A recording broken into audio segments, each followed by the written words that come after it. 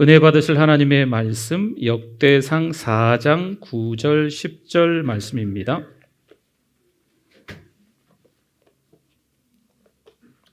하나님의 말씀 역대상 4장 9절 10절 말씀, 우리 한 목소리로 같이 한번 읽어보겠습니다.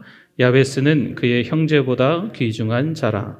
그의 어머니가 이름하여 이르되 야베스라 하였으니 이는 내가 수고로이 낳았다 함이었더라. 야베스가 이스라엘 하나님께 아뢰어 이르되 주께서 내게 복을 주시려거든 나의 지역을 넓히시고 주의 손으로 나를 도우사 나로 환난을 벗어나 내게 근심이 없게 하옵소서 하였더니 하나님이 그가 구하는 것을 허락하셨더라. 아멘. 분들 보시고 우리 반갑게 인사 나누겠습니다. 안녕하세요. 잘 오셨습니다. 사랑합니다. 축복합니다. 네. 네, 한 해가 지나가고 또 두 해가 지나가지만 또 별로 그렇게 달라지는 조짐은 보이지 않고 더 심각해지지 않을까라는 우려가 되는 또 이 즈음입니다. 그러나 세월이 흘러서 또 시간이 지나가면서 12번째 달이 되었습니다. 힘들고 어려운 시간들이 개개인의 상황들과 또 그 가정 형편들을 보면 말할 수 없을 정도로 참 안타까움이 있습니다. 그럼에도 불구하고 그 고통 가운데서 우리가 뭐 하고 있다면, 기도하고 있다면, 우리가 힘들고 어려운 시간들이 있었지만 그게 누군가를 살리는 방법이 될 줄 믿습니다. 어렵고 참 고통 가운데 처해 있던 상황들 속에서는 너무 견디기 어려웠었지만 그래도 기도하고 있었다면 오히려 그 시간들을 통해서 누군가에게 손을 뻗치고 누군가를 일으켜 줄 수 있는 능력이 우리에게 생기게 되는 줄 믿습니다. 조금 잘 되면 게으르고요, 조금 안 되면 좀 낙심하고 갈팡질팡한다면 이 사단 마귀가 너무 좋아합니다. 세상이 아니라 하나님을 선택하면 모든 걸 잃어버릴 것 같지만 하나님은 우리에게 축복해 주시는 줄 믿습니다. 마태복음 6장 31절과 32절 말씀에 그러므로 염려하여 이르기를 무엇을 먹을까, 무엇을 마실까, 무엇을 입을까 하지 말라. 이는 다 이방인들이 구하는 것이라 너희 하늘 아버지께서 이 모든 것이 너희에게 있어야 할 줄을 아시느니라. 아멘. 우리 하나님은요, 우리가 지금 힘들고 어려운 처지에 놓여 있는 거 아신다 모르신다? 잘 아십니다. 내 형편을, 내 처지를 너무나도 잘 알고 계시는 분입니다. 이스라엘 백성들이 출애굽하고 어찌어찌해서 광야 한복판에 있는데 대책이 없는 거죠. 먹고 살 수 있는 방법이 없는 거예요. 그러니 하나님께서 아침과 저녁으로 만나와 메추라기를 보내주시는 거죠. 하나님께서 공급해 주시는 거예요. 아, 하나님은 나의 공급자시구나. 할렐루야. 이스라엘 백성들이 광야에서 그것을 체험하는 거죠. 뿐만 아니라 가나안에 도착한 후에는요, 농사를 지어 먹고 살게끔 하나님이 또 길을 열어주시는 거죠. 출애굽을 해서 값없는 은혜로 홍해를 건너고 또 광야를 어찌어찌해서 40년이 지나면서 요단강을 건넜습니다. 이젠 가만히 입만 벌리고 있을 때가 아닌 거지요. 하나님께서 그 오랜 세월 동안에 많은 고통 가운데 있게 하시면서 마침내 이스라엘 백성들은 이제는 가나안 땅에 들어가서 영적 회복을 누려야 할 때입니다. 언제까지 내 인생을 망친 그 원수의 욕만 하겠습니까? 우리가 언제까지 누구 탓만 하겠습니까? 언제까지 내 팔자 타령 신세 한탄만 하며 주저앉아 에고 하겠습니까? 우리 요란 떨지 맙시다. 사람들의 말들, 이런 온갖 소음은요, 우리의 영혼을 금방 오염시킵니다. 요즘 앉으면 정치 이야기하느라 시간 가는 줄 모른다지요. 누구든 뒤에서 욕해도 되는 시대가 되었나 봅니다. 부끄럽지만 어느새 교회와 목사의 흉도 허물도 찾아서 쉽게 떠들어대는 게 일상이 되어버렸어요. 여러분, 수면 위보다 수면 아래가 중요한 것이 영성입니다. 물론 침묵하고 기도하는 게 답답하고 힘들죠. 말하지 말고 기도하세요라고 하니까 답답하죠. 그러나 그 시간에 우리의 영성이 침묵하고 기도하면서 그 시간에 우리의 영성이 자라가고 있는 거예요. 내가 생각하고 내가 말하려 하는 것에 하나님의 주시는 평안이 생겨야 합니다. 내가 뭔가를 생각할 때 하나님이 나에게 주시는 평안이 있어야 돼요.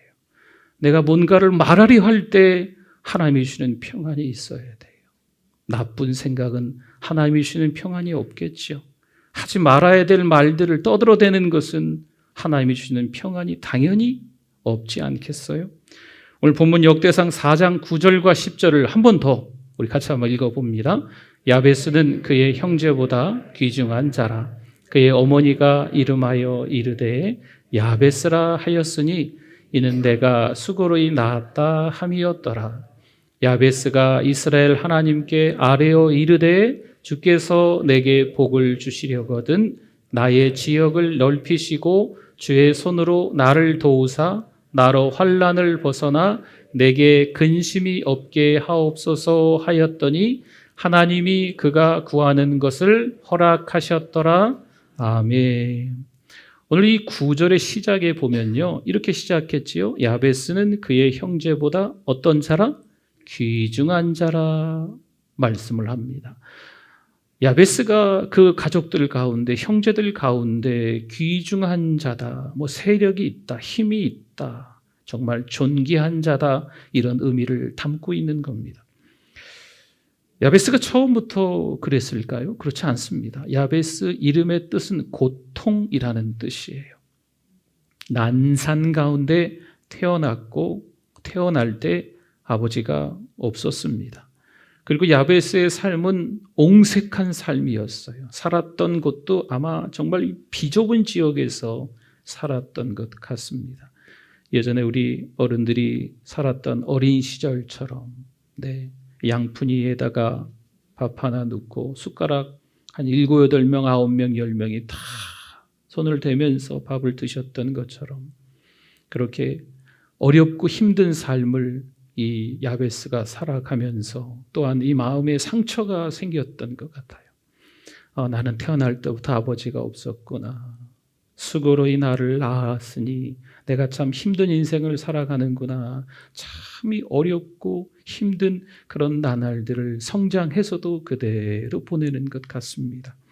여러분, 이쯤 되면요, 커서도요, 운명을 탓하거나 상황을 원망해야 하는데 야베스는 오늘 말씀의 본문에 보니까 그렇게 하지 않았습니다. 야베스가 하나님께 아뢰입니다. 하나님께 기도했다는 거죠. 고통 중에 있었지만 뭐 했다고요? 기도했다라는 말씀이 되겠습니다. 믿고 의지할 대상 하나님을 찾았다는 거죠. 시편 50편 15절에서 시인은 이렇게 말씀합니다. 환난 날에 나를 부르라. 내가 너를 건지리니 네가 나를 영화롭게 하리로다. 아멘. 환난 날에 고통이 찾아왔을 때 하나님께 뭐 하라고요?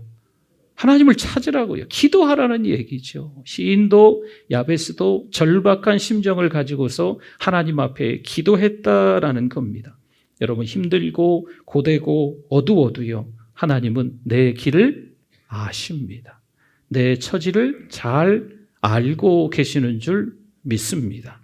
인생의 어느 때에 벼랑간 고통이 찾아오지요. 괜찮았는데 갑자기 경제적으로 힘든 거예요. 여러분, 그래도 괜찮습니다. 어느 날 갑자기 질병이 찾아오는 거지요. 뜻밖의 벼랑간 찾아온 이 질병은 우리 가족 모두의 삶을 멈춰버리는 거예요. 그래도 괜찮습니다. 견뎌야 합니다. 견뎌내야만 합니다. 우리는 그 어떤 세상 부자와도 비교할 수 없는 복된 삶을 살 수가 있습니다. 아무리 어려워도, 아무리 고대도 뭐 하면? 기도하면 복된 삶을 살 수가 있어요. 보세요. 야베스의 인생 마침내 역전이 되었습니다. 평범한 사람이 특별한 사람이 되었습니다. 불행한 사람이라 할 수 있는데 축복받는 사람이 되었습니다. 비천한 사람이었는데 이제는 존귀한 사람이 되었다는 거죠. 요한복음 9장 1절에서 3절에 보면 예수께서 길을 가실 때 날 때부터 맹인된 사람을 보신지라. 제자들이 물어 이르되 라삐여, 이 사람이 맹인으로 난 것이 누구의 죄로 인함이니이까? 자기니이까? 그의 부모니이까? 예수께서 대답하시되 이 사람이나 그 부모의 죄로 인한 것이 아니라 그에게서 하나님이 하시는 일을 나타내고자 하심이라. 아멘. 날 때부터 시각장애인이었던 한 사람을 예수님과 그의 제자들이 만나게 된 거죠. 제자들은 그를 보고 궁금했어요. 무려 한 40년이라는 긴 세월을 살아가고 있는 시각장애인으로 말이죠. 그를 보고 제자들이 예수님께 질문합니다. 이 사람이 날 때부터 이렇게 앞을 못 보는데 도대체 누구 죄 때문에 그렇습니까? 부모 죄 때문에 그렇습니까? 자기 죄 때문에 그렇습니까? 예수님께 질문을 했더니 예수님이 하시는 말씀이 하나님이 하시는 일을 나타내고자 하심이다라고 말씀합니다. 여기까지 이야기하면 이게 무슨 말인가 할 수 있어요. 그러나 그 다음 절 4절을 보면요. 때가 아직 낮임에, 때가 아직 낮이다라고 하는 것은 정오다, 한낮이다, 대낮이다라는 겁니다. 나를 보내신 이의 일을 우리가 하여야 하리라. 밤이 오리니 그때는 아무도 일할 수 없느니라. 아멘. 때가 아직 낮이다라고 하는 것은 우리가 처한 환경에서도 여전히 일해야 된다라고 하는 거죠. 여러분, 한 해가 지나가고 두 해가 지나가고 여러 해가 지나가면서 우리가 무기력해질 때가 있습니다. 살면 살수록 더 건강해지고 살면 살수록 더 돈 많이 벌고 살면 살수록 내 자식이 잘 돼야 되는데 인생이라는 게 살면 살수록 더 힘들어지고 살면 살수록 인생의 의미를 알게 되면 때로는 세상 사람들조차도 허무하다 허망하다 말할 정도로 인생 아무것도 아닌 게 되는 거죠. 세상 사람들은 아무것도 아니라고 말하고 끝이지만 우리는 그 가운데서 나는 아무것도 아니지만 누가 역사하신다? 하나님이 역사하신다. 하나님이 나를 도와주셔야만 살 수 있구나라는 것을 깨달아야 될 줄 믿습니다. 그런데 한 해가 지나가는 이 즈음에 너무 피곤한 거지요. 너무 무기력한 거지요. 이것도 하고 싶지 않고 저것도 하고 싶지 않고 이것도 내려놔야 되겠고 저것도 내려놔야 되겠고 이런저런 생각들이 복합적으로 막 들기 시작하는 이 즈음인 거예요. 나이가 많아요. 배운 게 없어요. 돈이 없잖아요. 병에 걸렸어요. 너무 바쁘잖아요. 여러분, 이렇게 말하지 마시고 지금 힘들고 어려운 고생을 하고 계시다면 그 고생한 것 때문에 다른 힘든 사람을 도와줄 수 있습니다. 내 처지에 내가 무엇을 해야 하는지 잘 찾아보셔야 합니다. 나도 힘들지만 힘든 일을 먼저 찾아서 하는 분들이 은혜 받은 사람들, 깨달은 사람들인 거예요. 비는요, 언제고 올 수 있습니다. 비가 올 걸 생각해서 뭘 준비하면 될까요? 우산을 준비하시면 돼요. 준비를 못했어요. 그러면 우산을 들고 있는 사람에게 들어가서 같이 우산을 쓰면 됩니다. 비를 맞으면 맞았지 옆 사람의 우산 속으로 절대 안 들어갈 거야 하시는 분들이 있겠죠. 변화되기엔 힘들 수 있습니다. 요한일서 3장 18절 말씀입니다. 우리 같이 읽어봅시다. 자녀들아, 우리가 말과 혀로만 사랑하지 말고 행함과 진실함으로 하자. 아멘. 저 강단에서 여러분 사랑합니다, 사랑합시다 많이 외쳐댑니다. 말로만 그런 목사가 되지 않도록 여러분 기도해 주십시오. 허물 많은 제 모습, 또 강단에서 말씀만 그렇게 그럴싸하게 하고 강단에 내려가서는 아닌 거, 이런 모습이 너무 이 부족한 제 모습이 좀 있는 것 같아요. 위에서 기도해 주시기를 바랍니다. 우리 모두도 다 마찬가지예요. 사랑 타령은 하는데 말과 혀로만 사랑하고 진짜 사랑하지 못하고 흠과 티를 덮어주지 못하고 허물을 덮어주지 못하고 여전히 우리가 씩씩대는 그런 모습들이 있다는 거죠. 요한복음 4장 24절 말씀을 한번 같이 읽어봅니다. 하나님은 영이시니 예배하는 자가 영과 진리로 예배할지니라. 아멘. 해결책은 예배밖에 없습니다. 여러분, 예배의 성공자가 되실 수 있기를 축원합니다. 예배를 드리러 나왔는데 예배가 재미가 없어요. 은혜가 안 돼요. 아니, 자기 은혜되라고 예배드리나? 자기 재밌으라고 예배드리나? 예배는 하나님께 올려드리는 것입니다. 우리가 재밌자고, 우리가 은혜되자고 예배드리는 게 사실 그건 아니에요. 하나님께 올려드리는 예배를 드리니까 내가 너무 감격스럽고 은혜 받는 거죠. 예배를 통해서 은혜를 못 받으면 내가 강팍해진 거예요. 하나님의 말씀, 부족한 목사가 말씀을 전하고 있어도 이 말씀에 번쩍하는 그런 은혜가 있지 않으면 지금 내가 뭔가 딴 생각에 너무 분주하고 복잡한 거예요. 여러분, 예배가 중심이 되지 않으면 서서히 무너지기 시작합니다. 바닥으로 떨어집니다. 정말 추해 보입니다. 하나님은요, 똑똑한 사람이 아니라 넘어질 때마다 힘써서 일어나는 사람들을 공급하십니다.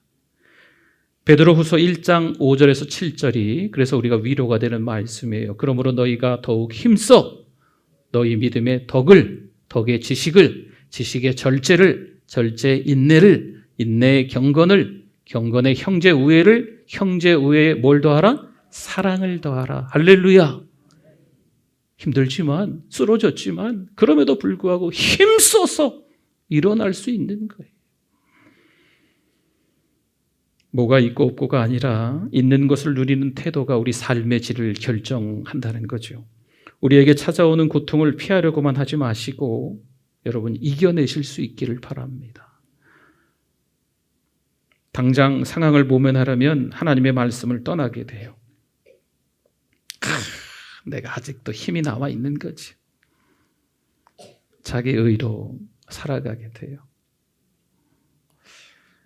사도행전 9장 3절과 4절 말씀에 사울이 나옵니다. 사울이 길을 가다가 사울이 지금 다메섹으로 가는 중인데 나무에 달린 자마다 다 저주를 받는다라는 하나님의 말씀을 의지해서 예수님이 십자가에 못 박혀 죽으셨기 때문에 예수 믿는 사람들은 이단으로 여기는 거죠. 잘못됐다.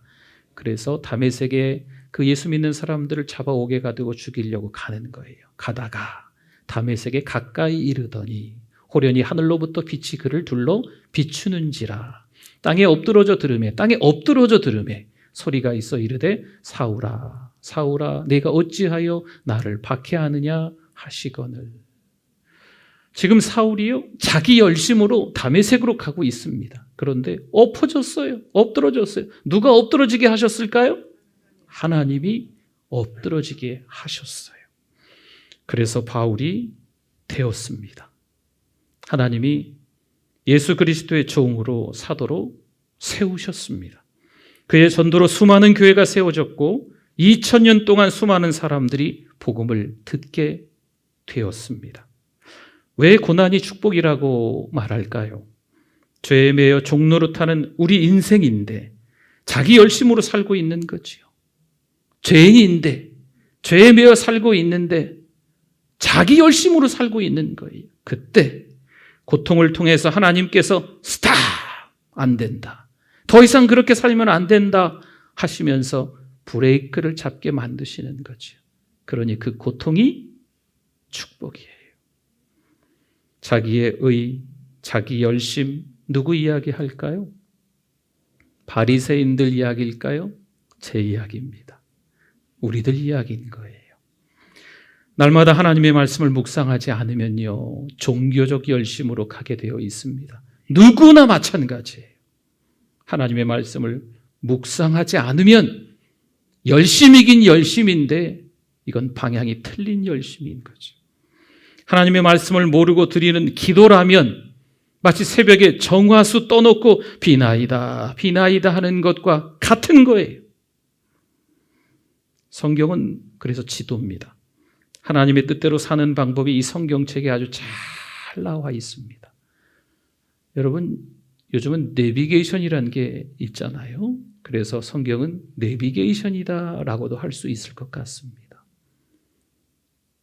지도를 보시면 어디로 가야 될지 알 수 있습니다. 그러나 지도를 보지 않으면 헤매는 거예요. 알아서 내가 알아서 가지 가다 보면 지구는 둥그니까 가다 보면 길이 나오겠지. 아닙니다. 방황합니다. 그렇죠? 항해를 한다면 표류하는 거죠. 정처 없이 떠돌아다니는 거예요. 목적지하고 상관없이 살아가는 인생길이 되어버리는 거죠. 또한 성경은 거울이다 말씀합니다. 하나님을 통해 죄인인 나 자신을 발견하는 거죠. 성경을 보면 볼수록 나 자신의 추한 모습을 보게 돼요. 그런데 이 성경을 보지 않으면 자기가 어디서 이 수검댕이가 됐는지, 아니면 식사하다가 고춧가루가 어디 이렇게 이에 크게 끼었는지 이것도 모르고 앞에서 계속 잘난 척하는 거죠. 하나님의 말씀을 자꾸 봐야 됩니다. 그래야 추한 나의 모습을 발견할 수가 있는 겁니다. 우리가 어떤 일을 하든지 얼마나 재산을 가지고 있든지, 물론 우리도 힘들지만 누군가를 구원으로 인도하는 통로로 쓰임받고 있다면 여러분이 지금 하시는 일은 영광스러운 일입니다. 영광스러운 직업인 줄 믿습니다. 자신의 직업으로 돈을 많이 벌었어요. 그리고 명성도 얻었습니다. 그런데 그 일이 사람을 살리는 일이 아니에요. 여러분 빨리 내려놓으셔야 돼요. 하나님이 보시기에 영광스러운 일이, 영광스러운 직업이 아닙니다. 어떤 경우에는요, 힘들게 직장 생활을 하는데 정말 박봉인 거죠. 정말 있는 대로 땀을 흘리면서 죽기 살기로 일을 하는데 월급이 너무 작은 거예요. 하지만 우리가 그 하는 일을 통해서 그 영혼을 살린다면 영광스러운 일이에요. 설령 설거지와 청소만 하고 있어도 내 가족의 생명과 생활이 내 손에 달렸다, 그 사실을 생각하고 그 가족들을 위해서 기도하고 있다면 여러분 그게 하찮은 일처럼 보일 수 있겠지만 영광스러운 일입니다. 여러분 모두가 무겁고 지긋지긋한 짐을 지고 수고하는 인생을 지금 살아가고 있습니다. 마냥 행복하고 마냥 즐겁고 마냥 기쁘다 말할 수 없는 게 우리의 인생의 한 걸음 한 걸음인 것 같습니다. 마태복음 11장 28절에서 이렇게 말씀합니다. 수고하고 무거운 짐진 자들아 다 내게로 오라. 내가 너희를 쉬게 하리라. 나를 비참하게 누르는 짐 때문에 주저앉아 버리고 싶습니다. 어떻게 벗어날 수 있는 방법은 없을까? 이런 요즘 이렇게 스트레스라고 하죠. 네. 어떤 상황이 몇 년 전에 어떤 일들이 시간이 가도 잘 지워지지 않는 거예요. 이게 좀 불편하고 속상하고 화가 치밀어 오르고 이 공간의 어떤 이 답답함들이 불안불안하고 가슴이 벌렁벌렁하고 여러분 힘들고 어려운 일을 겪으면서 이런 일들이 요즘 일상이거든요. 저조차도 이제 그런 시간들이 좀 많이 여전히 남아 있어요. 힘들죠. 어렵죠. 먹고 살기 힘들죠. 자녀들 걱정하면 참 깝깝하고 답답하시죠. 그럼에도 불구하고 오늘 마태복음 11장 28절에서 말씀하는 것처럼 두 팔 벌려서 우리 주님은 우리를 초청하고 계신 줄 믿습니다. 우리가 해결할 수 있는 게 아무것도 없어요. 하나님이 해결해 주셔야 될 줄 믿습니다. 마태복음 11장 그 다음에 29절에 30절을 보면요. 나는 마음이 온유하고, 여기서 나는 예수님입니다. 예수님의 마음이 온유하고 겸손하니 예수님의 멍에를 메고 예수님께 배우라. 그리하면 너희 마음이 쉼을 얻으리니 이는 내 멍에는 쉽고 내 짐은 가벼움이라 하시니라. 아멘. 다른 방법이 없어요. 예수님이 초청하셨으니까 예수님께로 가는 방법밖에 없습니다. 여러분 낙오하지 않기를 바랍니다. 낙심하지 않기를 바랍니다. 낭망하지 마세요. 오히려 힘들고 어려울 때 그 고통 중에 뭐 해야 된다고요? 기도해야 됩니다. 한 해를 이제 보내줘야 되겠지요. 2020년도 별반 뭐 크게 달라지는 게 없었는데 2021년 이번 한 해도 어영부영하다가 한 해가 지나가는 듯 느껴지기도 합니다. 여러분 2021년을 이렇게 그냥 보내시겠습니까? 분주하고 바쁘게 속상해하면서 다 누구 때문이야 누구 탓하면서 그냥 보내시겠습니까? 내일서부터 다니엘 세일의 기도회가 있습니다. 새벽에 오시고 또 저녁에 오셔도 좋겠어요. 또 책을 구입하셔서 좀 자세히 좀 정독하면서 읽어가면서 부족한 설교자가 다 채우지 못하면 여러분들이 책을 좀 보면서 은혜를 더 듬뿍 좀 받으셨으면 좋겠어요. 2021년을요 은혜로 보낼 수 있기를 바랍니다. 하나님 앞에 기도하자고요. 다른 거 없어요. 힘들고 어려운 일은 누구에게나 있는데 기도로 견디는 사람들은요 또 하나님 앞에 쓰임받는 거예요. 부족한 목사도 이래저래 어려운 일을 겪어가면서 제 주변에 자꾸 그런 분들이 생겨요. 저는 제 성격이 이 적극적으로 이렇게 좀 누구 찾아가서 하고 쾌활하게 하고 이렇게 잘 못하거든요. 힘들고 어려우면 사실 더 이렇게 웅크러들고 그러는 게 제 모습인데 여기까지 오게 하신 것도 하나님이 하신 거죠. 네. 제 성격은 이렇게 못해요. 하나님이 하게 하셨으니까 이렇게 된 거거든요. 그러니까 힘들고 어려운 교회들이 요즘에 참 많이 있습니다. 대화를 하게 돼요. 그러면 부족하지만 부끄럽지만 제 이야기를 잠깐 하지요. 하나님이 하셔야 된다고. 네.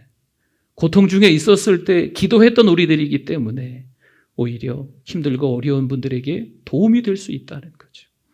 사랑하는 성도 여러분, 기도밖에 방법이 없습니다. 기도가 정답이고 해답입니다. 우리 인생이 꼬였습니까? 막혔습니까? 기도가 해법이에요. 기도로 지름길을 찾을 수가 있습니다. 저 여러분이 12월 한 달 기도로 꽉 채우실 수 있기를 축원합니다. 하나님